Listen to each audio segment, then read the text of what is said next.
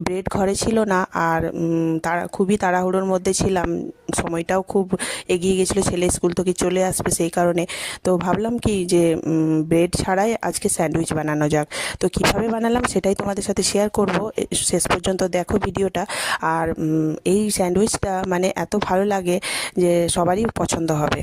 তো প্রথমে তো আলুগুলোকে সেদ্ধ করে নিয়েছিলাম, তারপর যেভাবে আলুর পুর বানাই সেভাবে, মানে আলুর পরোটা যেভাবে বানাই আলুর পুরটা ওইভাবেই বানাতে হবে।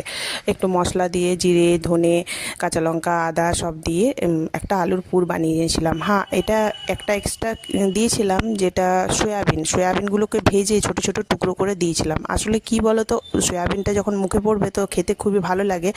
তো যাই হোক, এখানে দেখো পুরটা আমি রেডি করে নিয়েছিলাম। তারপর আমি রুটি বানিয়ে নিয়েছিলাম। তো রুটির সাথে সস একটু বুলিয়ে নিয়েছিলাম। তো তারপর ওর ওপরে আমি আলুর পুরটা দিয়েছিলাম, আলুর পুরটা দিয়ে ওর ফিল আপ করে ওটা কোটিং করে নিয়েছিলাম, মানে মুড়ে নিয়েছিলাম দুদিক দিয়ে।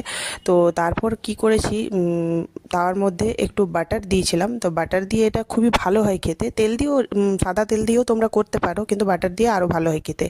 তো তারপর বাটার দিয়ে ওটাকে এপিট ওপিট ভালো করে কড়া করে সেঁকে নিয়েছিলাম। তো